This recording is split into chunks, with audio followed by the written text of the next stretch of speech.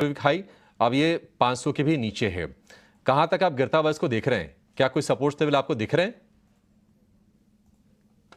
Abhishek ji, Paytm में अब जिस तरीके से गिरावट देखने को मिली है, इस हफ्ते में स्टॉक ऑलमोस्ट 36% डाउन है। और अब स्टॉक में आज भी लोअर सर्किट लगे हुए हैं। हमें लगता है जिस तरीके से यह स्ट्रक्चर बने हुए अपने ये प्रीवियस स्विंग लो की तरफ अब बढ़ते हुए दिख रहा है। और यहाँ पे हमें लगता है फर्दर और सप्लाई यहाँ पे देखने को मिलेगा, क्योंकि ऑलरेडी स्टॉक लॉक है।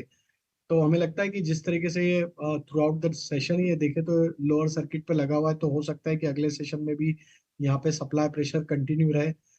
नेक्स्ट टारगेट तो डिफाइन करना अब यहाँ पे डिफिकल्ट है, बट जिस तरीके का न्यूज़ फ्लो है उसका इम्पैक्ट ये है कि काफी सारे इन्वेस्टर जो कि अब इस न्यूज़ के चलते एक कॉशियस स्टैंस ले रहे हैं या इस स्टॉक से निकलना चाह रहे हैं, वो जरूर यहाँ पे सेल के ऑर्डर्स लगा रहे हैं। उसके चलते इस पे एक दबाव बनते हुए दिखा है।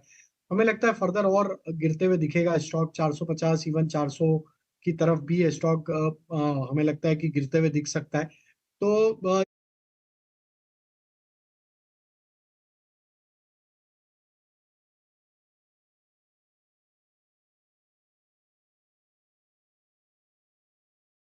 ये न्यूज़ फ्लो का ही इम्पैक्ट है। टेक्निकल स्ट्रक्चर काफी वीक हो चुके हैं। हमें लगता है अभी बाय करने के लिए तो जल्दबाजी बिल्कुल ना करें।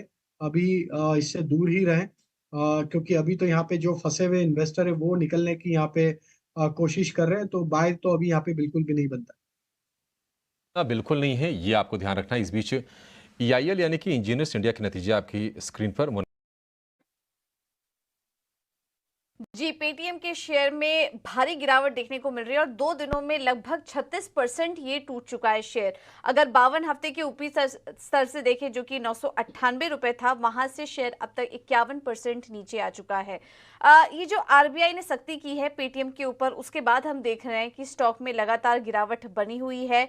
पेटीएम पेमेंट्स बैंक में नए ग्राहक जोड़ने पर आरबीआई ने रोक लगा दी है और 29 फरवरी 2024 के बाद नया लोन देने और डिपॉजिट लेने पर भी रोक लगा दी है। हम आपको एक एक करके बताते हैं कि पेटीएम पेमेंट्स पर रोक कहां कहां पर लगाई गई है। यहां पर आप डिपॉजिट या क्रेडिट ट्रांजैक्शन नहीं कर सकते, कस्टमर अकाउंट में टॉपअप नहीं हो सकता, प्रीपेड इंस्ट्रूमेंट पर, वॉलेट रिचार्ज पर और फास्टैग रिचार्ज पर भी रोक लगा दी गई है। तो काफी सारे इंपॉर्टेंट पेमेंट सर्विसेज हैं, फाइनेंशियल सर्विसेज हैं, जिस पर की आरबीआई ने रोक लगा दी है। अब ये किस वजह से किया आरबीआई ने?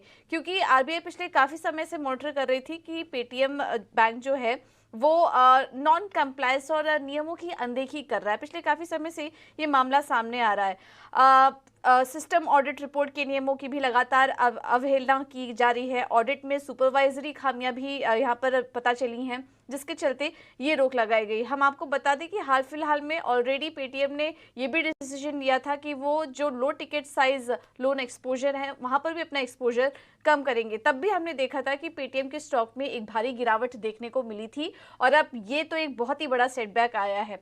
हालांकि उसके बाद मैनेजमेंट की एक कॉन्फ्रेंस भी हुई थी, जिसमें कि उनका कहना है कि कुछ हफ्ते तक तो कारोबार पर असर पड़ेगा, लेकिन उनका कहना है कि मार्च तक चीज़ें नॉर्मल हो जाएंगी। वो रेगुलेटर के साथ बातचीत में भी हैं, थोड़ी और क्लैरिटी भी चाह रहे हैं रेगुलेटर के साथ में। लेकिन उनका कहना है कि आने वाले समय में कुछ इम्पैक्ट आएगा और एबिटा पर सालाना 300 से 500 करोड़ का असर देखने को मिल सकता है, ये मैनेजमेंट का कहना था। इस वजह से हम देख रहे हैं कि स्टॉक टूट रहा है काफ़ी समय से, क्योंकि एक बड़ा जो इनकी सर्विसेज है उस पर ये बैन लगा दी जा रही है, जिसमें कि रेवेन्यू में भी काफ़ी ज़्यादा कंट्रीब्यूट करता है। अगर हम इस तिमाही की बात करें तो पेमेंट सर्विसेज अकेले इनके रेवेन्यू में करीब 61% से ज़्यादा कंट्रीब्यूट करती है। तो आप समझ सकते हैं कि ये बहुत बड़ा फैसला था, बहुत बड़ी सख्ती की गई है और इनका जो कोर कारोबार है उस पर असर पड़ेगा, क्योंकि नोडल खाते भी बैंक ने आरबीआई ने उस पर पाबंदी लगा दी है। वहां पर भी एक समय के बाद ट्रांजेक्शन बंद हो जाएंगे, जो कि ई कॉमर्स कंपनियों के लिए काफी इंपॉर्टेंट अकाउंट होता है। डेफिनेटली, बिल्कुल बिल्कुल सही कहा आपने। बिजनेस को लेकर सवाल खड़े हो गए हों और सोशल मीडिया पर तो ये भी चल रहा है कि अब ये 500 के भी नीचे है। कहां तक आप गिरता हुआ इसको देख रहे हैं? क्या कोई सपोर्ट लेवल आपको दिख रहे हैं?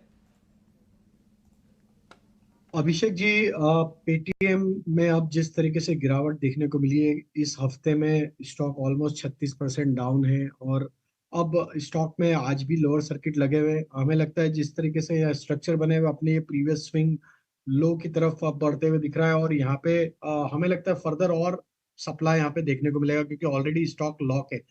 तो हमें लगता है कि जिस तरीके से ये थ्रू आउट द सेशन ये देखे तो लोअर सर्किट पे लगा हुआ है, तो हो सकता है कि अगले सेशन में भी यहाँ पे सप्लाई प्रेशर कंटिन्यू रहे।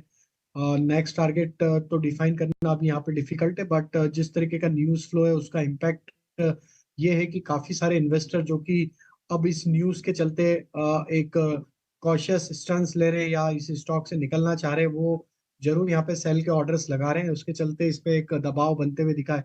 हमें लगता है फर्दर और गिरते हुए दिखेगा स्टॉक 450 इवन 400 की तरफ भी ये स्टॉक हमें लगता है कि गिरते हुए दिख सकता है। तो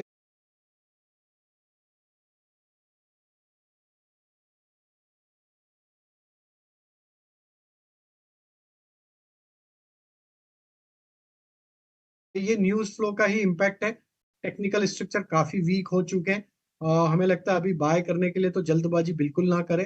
अभी इससे दूर ही रहें, क्योंकि अभी तो यहाँ पे जो फंसे हुए इन्वेस्टर है वो निकलने की यहाँ पे कोशिश कर रहे हैं, तो बाय तो अभी यहाँ पे बिल्कुल भी नहीं बनता। बिल्कुल नहीं है, ये आपको ध्यान रखना है। इस बीच ईआईएल यानी कि इंजीनियर्स इंडिया के नतीजे आपकी स्क्रीन पर